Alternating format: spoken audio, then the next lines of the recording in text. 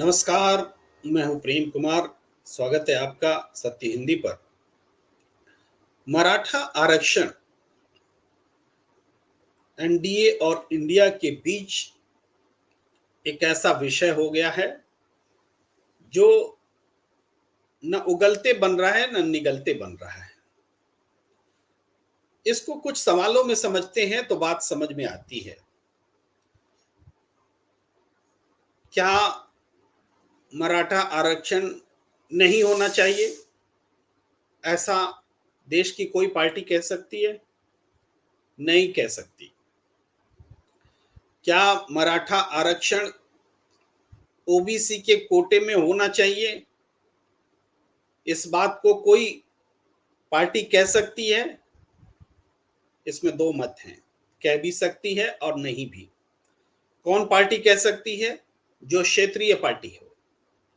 कोई राष्ट्रीय party OBC के हिस्से से मराठाओं को आरक्षण देने की बात नहीं कर सकती।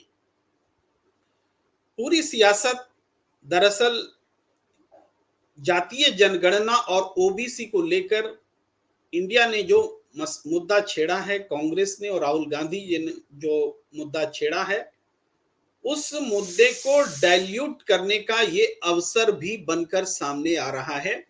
इसको समझने की जरूरत है। मराठा आरक्षण 2018 में तो हो गया था, महाराष्ट्र विधानमंडल में पारित हो चुका था। 2019 में बंबई हाईकोर्ट ने भी इसकी पुष्टि कर दी थी, भले उसका प्रतिशत 16% से घटाकर 12 से 13% करने का सुझाव हो, लेकिन 2021 में सुप्रीम कोर्ट ने इस कानून को रद्द कर दिया। अब उसके बाद का कोर्स ऑफ एक्शन क्या होना चाहिए था? अगर यहां पर राजनीति को लाने में इंडिया गठबंधन सफल रहती है, तब ये मुद्दा भारतीय जनता पार्टी के लिए गले की फांस बन सकता है। लेकिन अगर इस मुद्दे को महाराष्ट्र के भीतर राजनीति का खेल बनाया जाएगा तो ये सिर्फ महाराष्ट्र तक सीमित नहीं होगा। एक्शन तो महाराष्ट्र में होगा, रिएक्शन पूरे देश में होगा। मराठा में आप अजित पवार के स्टेटमेंट को देखिए, क्या प्रतिक्रिया हुई।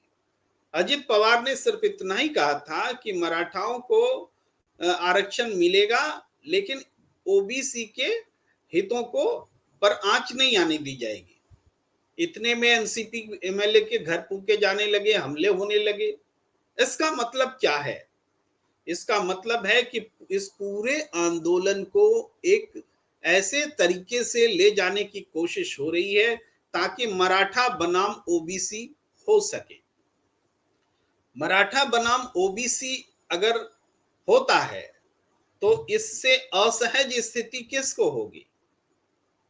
विपक्ष और खासकर इंडिया गठबंधन, और उसमें भी खासकर जो राष्ट्रीय पार्टी है कांग्रेस, इसके लिए होगी। अब इस सियासत को महाराष्ट्र की पार्टियां भी समझ रही हैं। यही कारण है कि सर्वदलीय बैठक में उद्धव ठाकरे को न्योता नहीं दिए जाने के बावजूद विपक्ष के दलों ने एकजुट होकर के बैठक का बहिष्कार नहीं किया, बल्कि शामिल हुए। और उद्धव ठाकरे ने भी कोई बहिष्कार वाला टोन नहीं लिया। उन्होंने एक नई बात कही और उसका मकसद इस सियासत को समझने में कारगर होगा अगर आप ध्यान देंगे जो मैं कह रहा हूं। उद्धव ठाकरे ने कहा कि संसद का विशेष सत्र बुलाया जाना चाहिए। अब विशेष सत्र कौन बुलाएगा? केंद्र में बैठी एनडीए और बीजेपी की सरकार बुलाएगी। विशेष सत्र बुलाए जाने पर बीजेपी को यह तय करना पड़ेगा कि मराठाओं को आरक्षण दिया जाए तो कैसे दिया जाए। सुप्रीम कोर्ट ने अगर इसको रद्द कर दिया है तो नया कानून बनाइए। संसद के पास अधिकार है अदालत के फैसले के समांतर एक कानून बनाने का, तो वो बनाए। तो ऐसा करने पर ये प्रॉब्लम सॉल्व होता है। और वो बात जो इंडिया गठबंधन के मुंह में ठूसने की कोशिश हो रही है कि वो बोले कि ओबीसी आरक्षण ओबीसी के कीमत पर मराठाओं को आरक्षण भी देना है तो दीजिए। मांग क्या है? जो मराठा आरक्षण से जुड़े हुए नेता हैं जरांगे जी, वो मांग तो यही कर रहे हैं ना कि उनको ओबीसी जाति का सर्टिफिकेट दे दिया जाए। ओबीसी जाति जो कुणबी जाति है, कुणबी जाति से वो जोड़ रहे हैं कि हमारा अतीत जो हैदराबाद रियासत में हमें कुणबी बोला जाता था, तो बाद में हमें कुणबी का दर्जा नहीं मिला, अगर मिलता तो हम ओबीसी होते।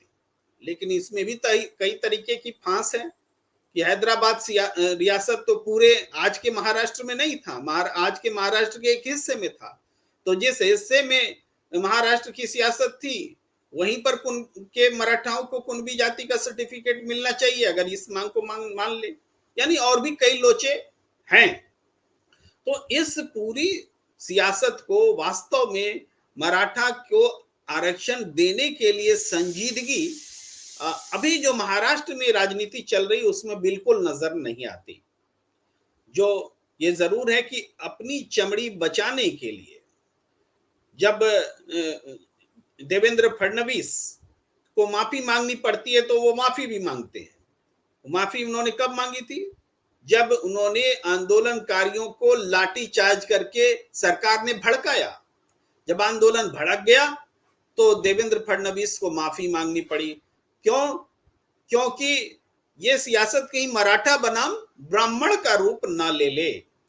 क्योंकि महाराष्ट्र में ये फीलिंग है, तो देवेंद्र फडणवीस ने अपनी पार्टी को नुकसान से बचाने के लिए माफी मांग करके एक रास्ता निकाला।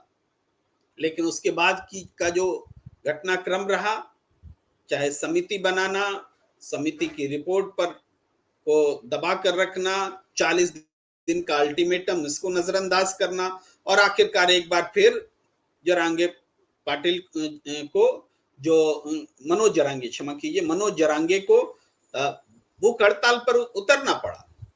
अब मनोज जरांगे ने जो कुणबी जाति का सर्टिफिकेट मांगने का एक रास्ता निकाला है, ये रास्ता ओबीसी बनाम मराठा संघर्ष को बढ़ावा देने वाला है।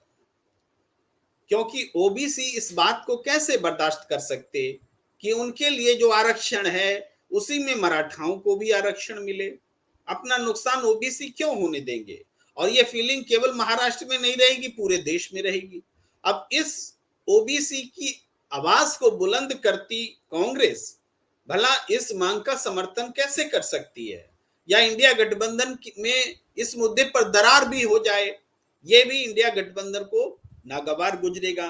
तो पॉलिटिक्स यही है कि ओबीसी बनाम मराठा की सियासत हो ताकि इंडिया गठबंधन डिफेंसिव हो जाए, उनमें फूट पड़ जाए, उनमें टूट हो जाए। ये पूरी पॉलिटिक्स है। अब इस पॉलिटिक्स की काट उद्धव ठाकरे ने रख दी है। उन्होंने स्पष्ट रूप से कहा है कि संसद का विशेष सत्र बुलाइए, यानी संसद का विशेष सत्र बुलाकर कानून बनाने की बात की जा रही है। बीजेपी को चाहिए कि वो मराठाओं को आरक्षण देने के लिए एक कानून पारित करे।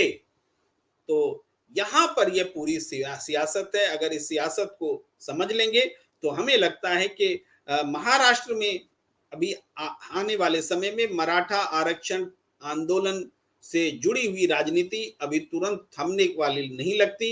ये लड़ाई दरअसल एनडीए बनाम इंडिया की लड़ाई बनकर सामने आ चुकी है। इस चर्चा को विराम देने का वक्त, हमें दीजिए इजाजत। सत्य हिंदी का ऐप डाउनलोड करें गूगल प्ले स्टोर पर।